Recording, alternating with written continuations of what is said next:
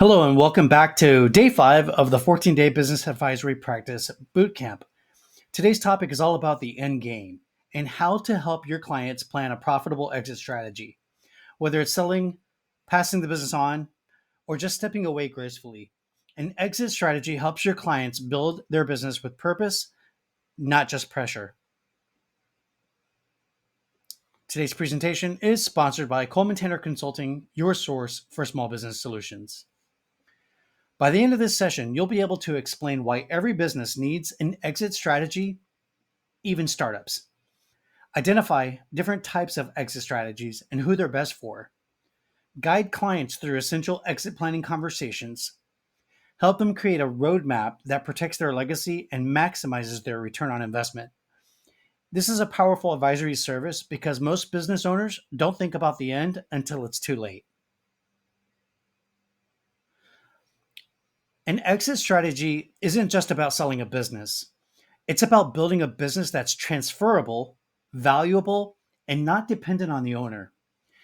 It ensures that your client is building equity, not just working a high stress job with no finish line. And when the time comes, whether that be due to choice or circumstance, they'll be prepared. There are several ways a client might exit their business. Here are the most common: sell to a third party, often through a business broker or private buyer; family succession, passing the business to a child or another relative; employee buyout. This is when the owner sells the business to key team members, like their C suite of executives; a merger or acquisition. This is merging, joining with another company, or being acquired by another business or a private equity firm; asset sale or shutdown. This is the worst case scenario. It's liquidating all of the business's assets and closing the doors. Each path requires different preparation, but all of them benefit from early planning. As the advisor, you can help your client clarify their long term goals and their legacy plan, identify their ideal exit timeline, understand valuation basics, even if you're not acting as their broker, begin creating standard operating procedures, stocking up the financial statements, making sure that they're clean, and ensuring that their systems will transfer well. You're not just selling the business for them, you're helping them build a foundation for that moment when it arrives. The best time to start planning an exit is 3 to 7 years before they want out. That gives them time to clean up their books, to delegate operations, generally to a chief operations officer, to increase, or a business manager, to increase their valuation and get the business investor ready. But even if they're just starting out, if it's a startup company, you can plant the seed now. You can ask them, what would it look like to build this business so that you could one day sell it for a good profit? Now, here is a checklist that you can use when you're coaching a client toward an exit. Number one, financials. What we're looking for here is clean records. That includes the profit and loss statement, the balance sheet, statement of cash flows, and a cash flow forecast. For operations, we're looking for standard operating procedures, the frameworks and the systems that they use, automation, delegated responsibilities. And then for legal and regulatory compliance, we want to make sure that their licenses are updated, as well as their contracts are ironclad and their ownership structure is clear. How many shareholders are there? What's their percentages and so forth? And we want to ensure that their intellectual property is clear too: trademarks, patents, copyrights, and so forth. Everything needs to be locked down. Their customer base. Do they have recurring revenue? If so, that increases value. Do they have loyal clients? Again, another value add. Is their turnover low, or low churn, as we call it in the business? Are Do they have diversified clientele, or does the majority of their income come from one client? What would happen if that client were to leave and go to to their competitor? So you want some diversification of income. Leadership transition.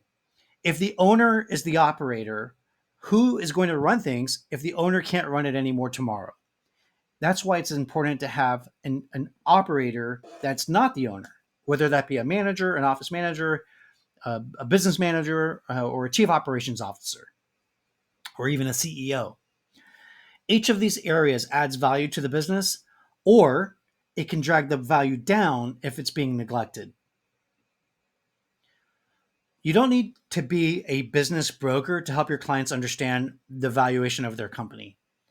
Most small businesses' valuations are based on either SDE, which means seller discretionary earnings, times an industry multiplier, which you can find online, the industry multipliers, or EBITDA for larger businesses, which stands for earnings before interest, taxes, depreciation, and amortization. Again, that's multiplied by an industry multiplier to determine what the value of the business is. Your job is to help the business owners increase their potential valuation by improving their cash flow, their working capital, their systems, and their team independence. Even a modest improvement can add 2x or 3x value to the sell price over time. Exit planning positions you as a strategic advisor for the long term. Here's a few best practices. Start early, even if their exit is 10 to 20 years away. Position yourself as a legacy builder. In other words, you're positioning yourself to help them build the value of their company so that they can have a nice exit when they're ready to step away from the company. Use exit planning to uncover operational weak spots.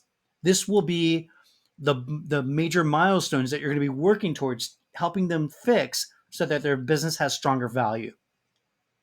And you can bundle this exit strategy planning along with your financial planning, whether that be on a monthly or quarterly basis, or even in an annual review. And you can call it succession planning if you want. Partnering with business brokers, CPAs, and attorneys will also allow you to provide a full service suite of business, plus get you referrals from those partners. Clients trust advisors who help them protect the business value and their financial future. Now, on to our homework for the day.